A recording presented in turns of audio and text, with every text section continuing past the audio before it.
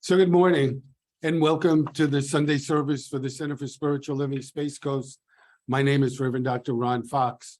This would be a good time, I say this every week, to turn your phones off if you haven't done it already. And if there's anybody watching this week that's never been to a Center for Spiritual Living, we believe there's one God, many paths to that God, and we're here to love, honor, and support you no matter what your divine path is. And the Center for Spiritual Living Space Coast is a safe haven for people of all beliefs and lifestyles, whoever you are and wherever you find yourself on your journey of faith, you're welcome here. Our practitioner this morning is Becky Fox, and our reader is Barb Loftus. Today is Birthday Sunday, so anybody that has a birthday in November, happy birthday. We're not going to make you sing, but I know one person whose birthday's in November that's sitting right here. Our Thanksgiving service on Sunday, November 27th, we're going to do it only on Zoom. We're going to have another minister do the talk, and he lives in Colorado, so he's going to be doing it from Zoom. So I thought that would be a nice week. You know, people are with family to just be able to watch the service from home. And this Christmas, just one last, the Christmas service, this year, Christmas is on a Sunday.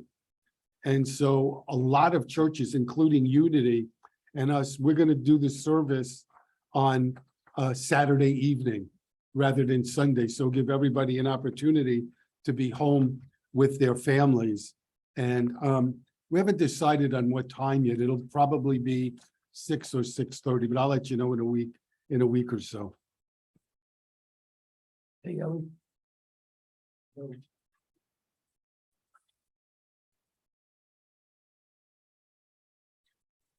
Pause. And pause, please. Pause the video.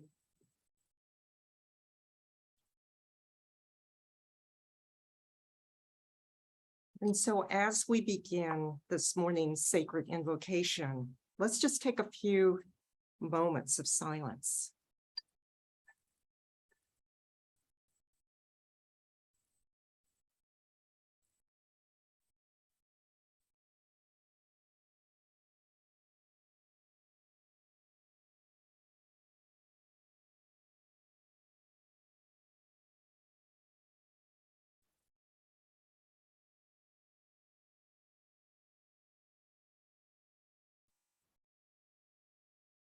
And so from this place of silence, it is this place of recognizing the allness of divine spirit.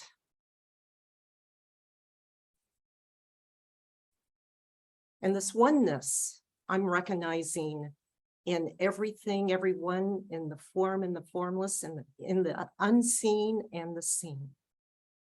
That right here, God is. Right here within me, God is. This infinite divine presence I'm knowing is within everything and everyone. And so I am knowing, I am realizing for each one of us that there is no separation, only oneness in the divine.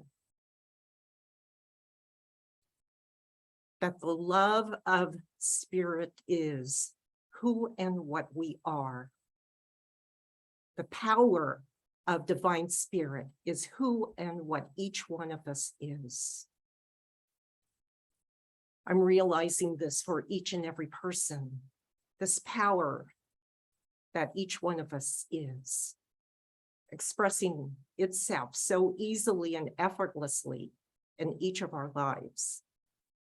I'm knowing that right at this moment that the divine spirit is experiencing itself so clearly in this morning's celebration. It's expressing itself and realizing itself through Reverend Dr. Ron's message.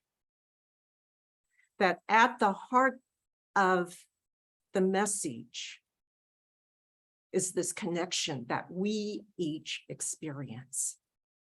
that as we allow our hearts and our minds to open, to hear it clearly, that it clarifies our own experience in our life. And it goes forward, showing us the way of who we are, what we experience today, right here in this moment, in the stillness. And so for this and so much more, that Spirit is unfolding itself in divine perfection, in divine order. I just release it. I'm knowing that it is done. It is so, and I give thanks. I'm so grateful. And so it is.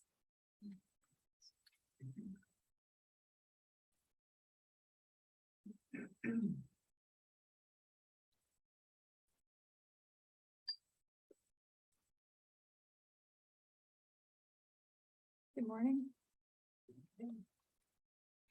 In my youth, I knew a cynical man who once said, "Home is where the heart is, and my heart's in my chest." When I heard it, it left an unpleasant impression. How sad I thought that he had no special place, a safe and sacred place, a home.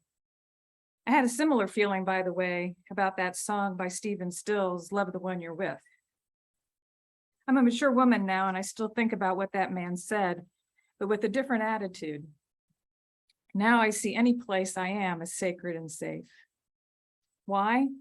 Because I carry in my heart a knowing that divine consciousness is always behind all there is, and I trust that consciousness. So now when I remember those words, "Home is where the heart is, and my heart's in my chest," I feel comfort. I feel warmth and safety of home wherever I am, knowing I'm part of that divine consciousness that is all there is.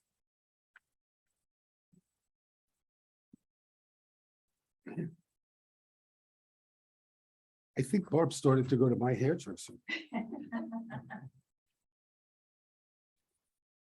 So good morning again. And my title this morning is "There's No Place Like Home." And when I think about that spiritually, bless you, the journey home for me is recognizing our connection with Spirit, recognizing our oneness with the creator of everything that is. And I thought to myself, maybe Meister Eckhart said it best when he wrote, "The eye through which I see God is the same eye through which God sees me. My eye and God's eye are one eye, one seeing, one knowing, one love." I forgot, I meant to do something at the beginning. Partway through, this is going to be an audience participation message, just letting you know, okay?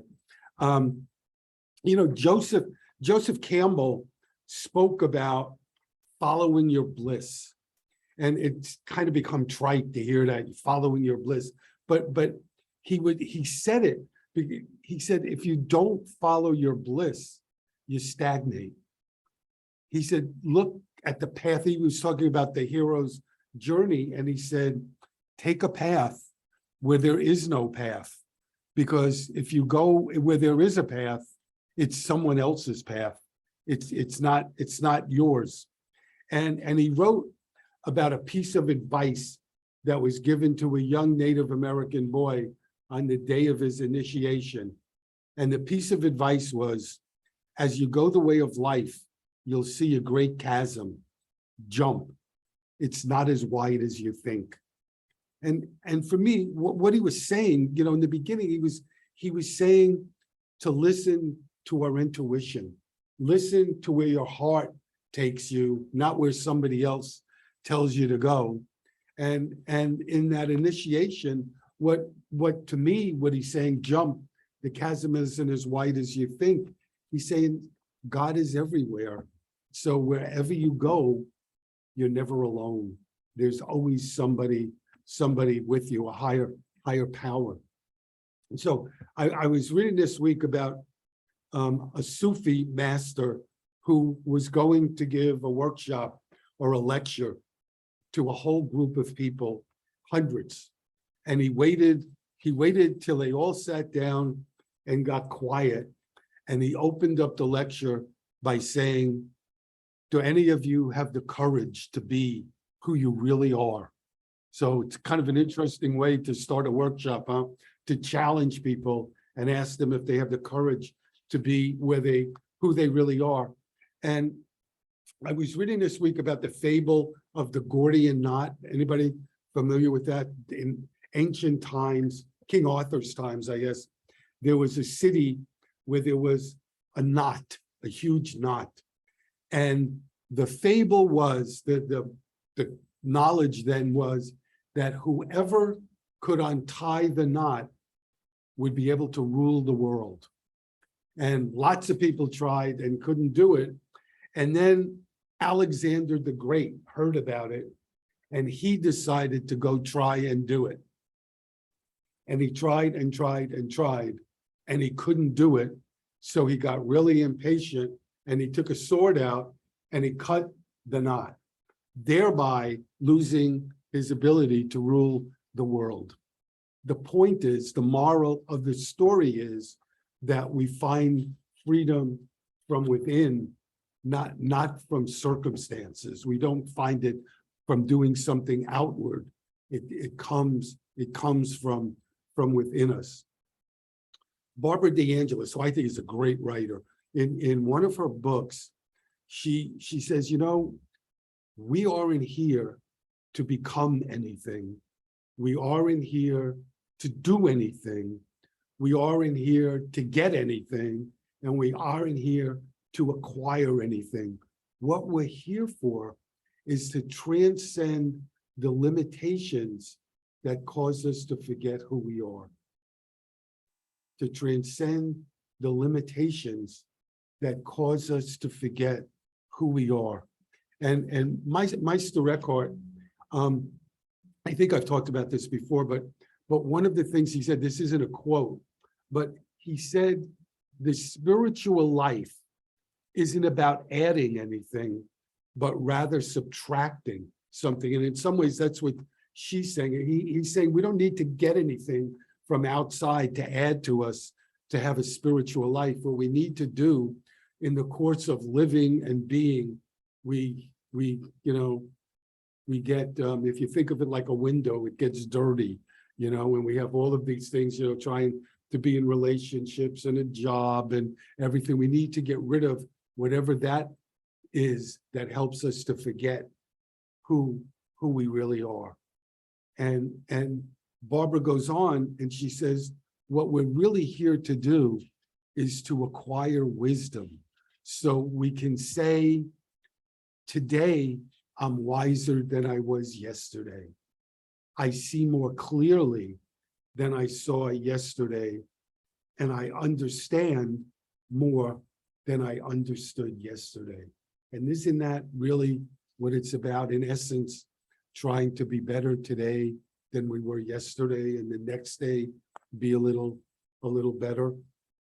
And Carolyn Mays, who's Catholic, wrote some wonderful books, and she said something really similar to what Barbara DeAngelis said. She said, you're a stranger to yourself if you don't know your own potential and you don't know the strength of your own soul.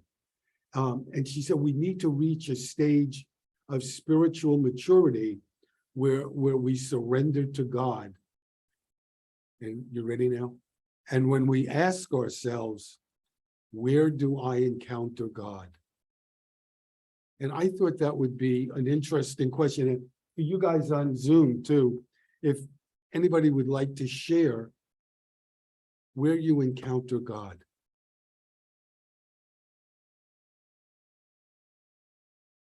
Ooh.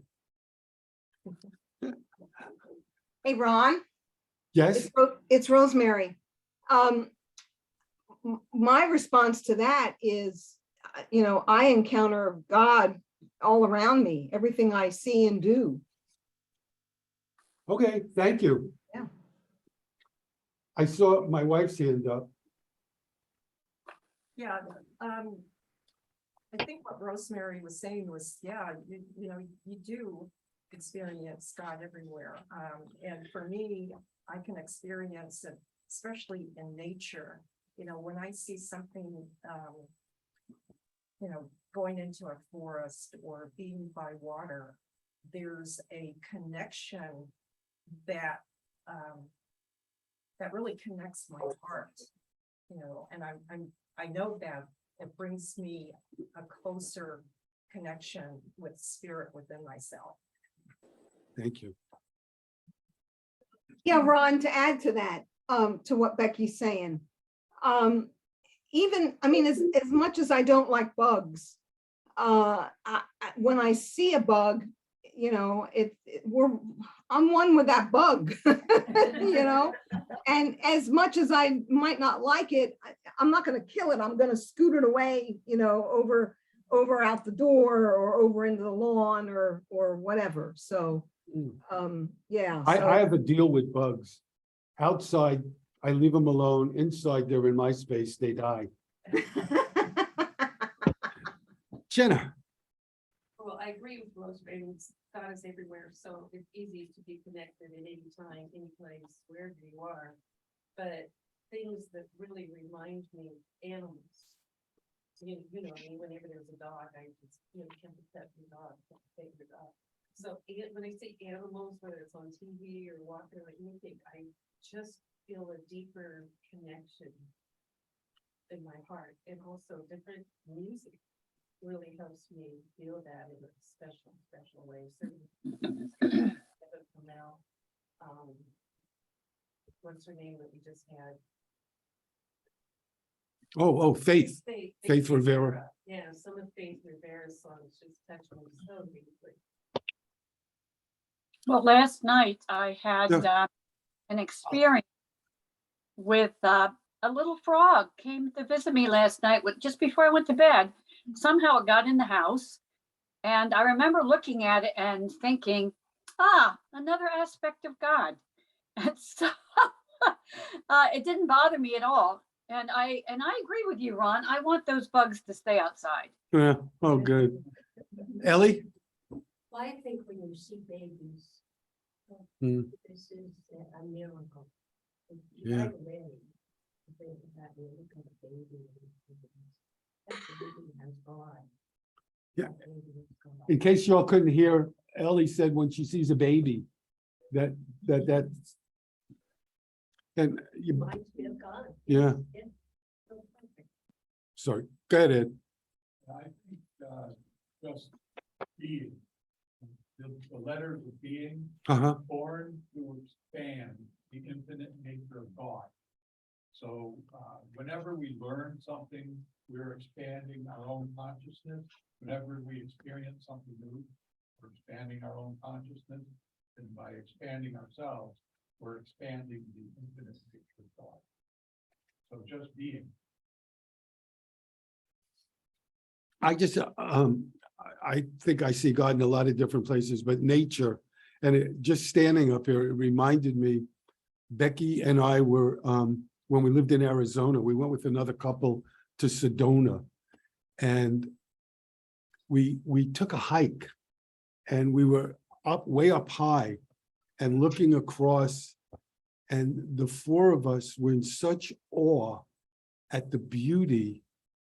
We just stood there in silence for, I don't know how long, 15 minutes. Nobody said a word. Nobody moved. We just stood there, just enchanted with how gorgeous it was. See, God just rang a bell, and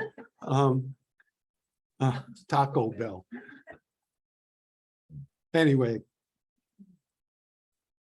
So anybody else before we go on?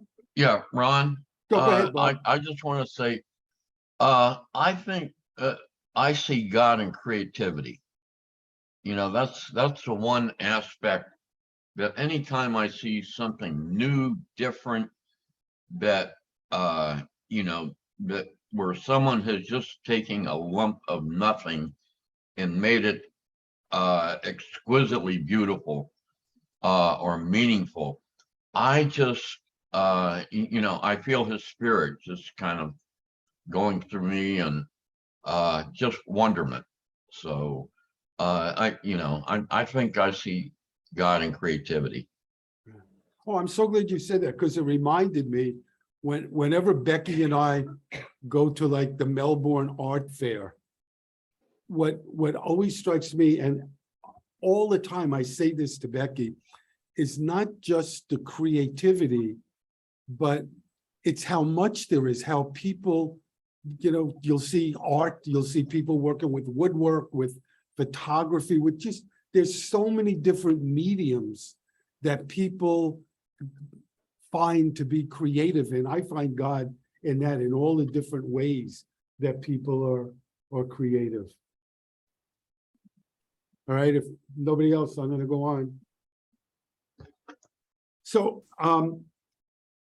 the mystics all said that God, they see, that's one of the things that denotes a mystic, is that they see God in everywhere and in everything. And I think that's what Raymond Charles Barker, one of Ernest Holmes' contemporaries, when he said that the biblical phrase, "Be still and know that I am God," what it really means is, I am the potential, I am the creativity, I am the possibility, I am that which shall be, I am not that which was.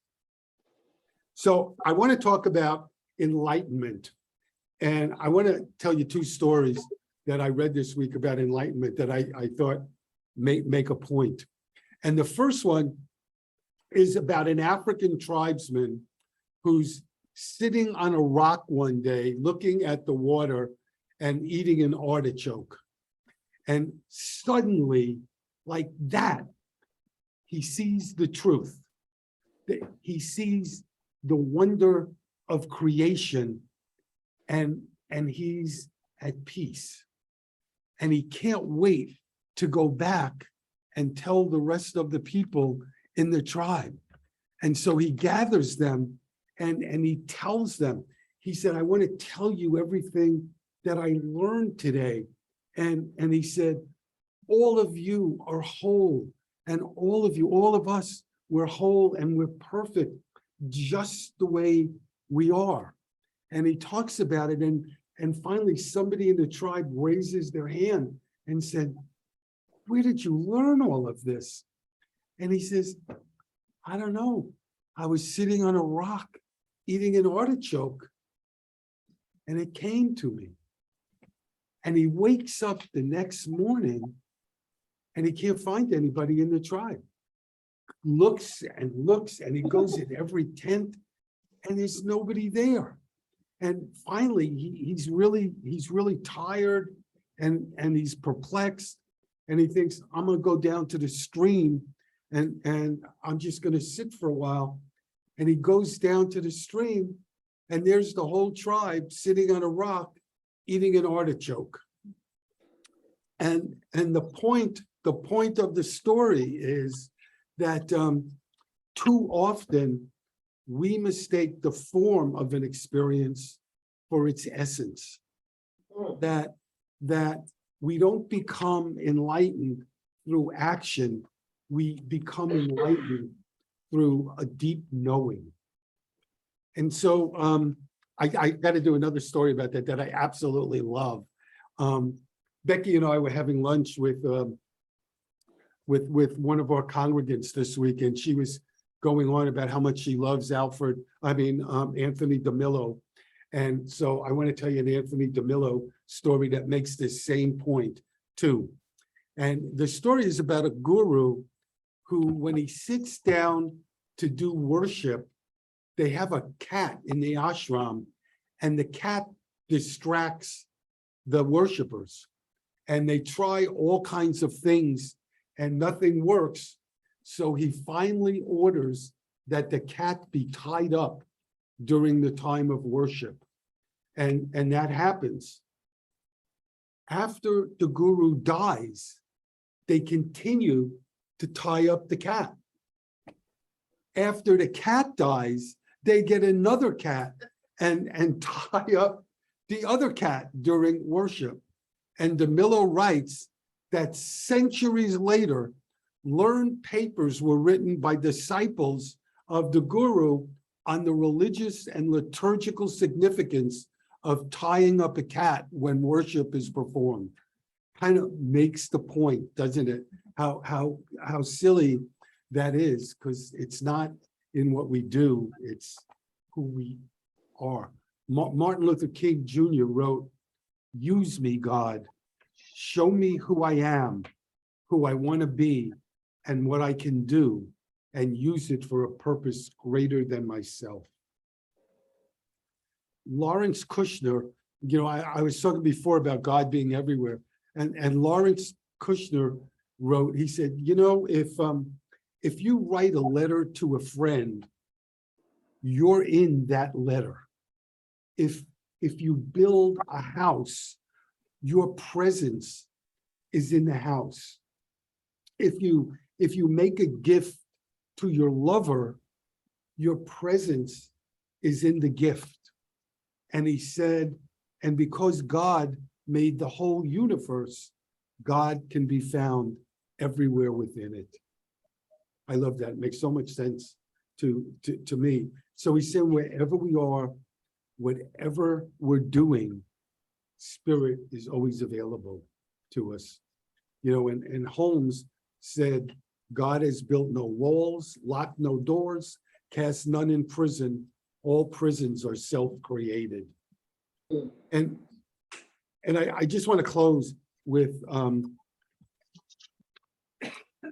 quote from somebody whose name I forgot to put, that somebody famous too. So just know, somebody said this. He said, oh, actually, I do remember who it is. It's Henri Nouwen who wrote this. He said, God is urging me to come home, to enter into his light, and to discover there that in God, all people are uniquely and completely loved. In the light of God, I can finally see my neighbor as my brother, and the one who belongs as much to God as I do. So thank you for today. Thank you for being here, and have a wonderful week. God bless you.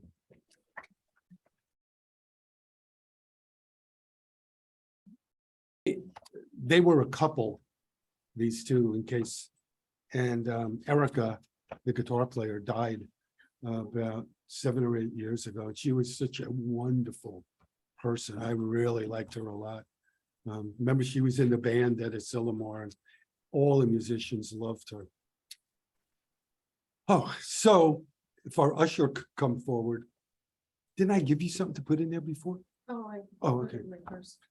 And I'm gonna go to lunch. I give on her it. money for the church and she puts it in her purse. Now you know why we're losing money. So if we could repeat the affirmation in the bulletin that we do every week, the joyful giving affirmation, if we repeat it together. I live in a consciousness of good, divine love, blesses and multiplies all that I have, give, all that I receive. Thank you, God. No, it's right here.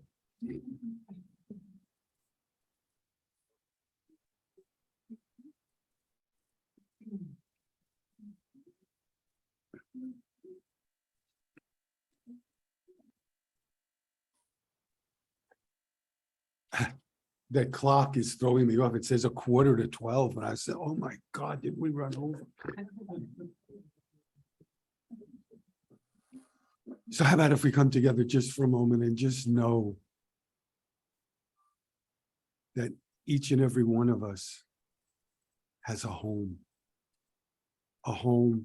in spirit, a home where all of the wonders, all of the joys, all of the good of the universe resides, a home where all of our spiritual strength and power is, the strength and power to be whatever it is we wish to be, to walk the path where no one has walked before, as Joseph Campbell says, to create our bliss, to live our bliss, to know that whatever the world is showing us The power is within.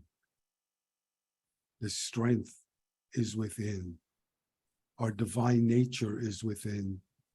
And we can be and do and live the life that we choose, the dream that we choose. That it's always available to us. It's always there. The one power and the one strength. As Ernest Holmes tells us, nobody ever walks this earth alone. Ever. A power walks with us. And so for all of that and so much more, I just give thanks and I release this word and let it be. And so it is. So if we can stand and we'll do our closing song. And then we'll do our closing affirmation and we'll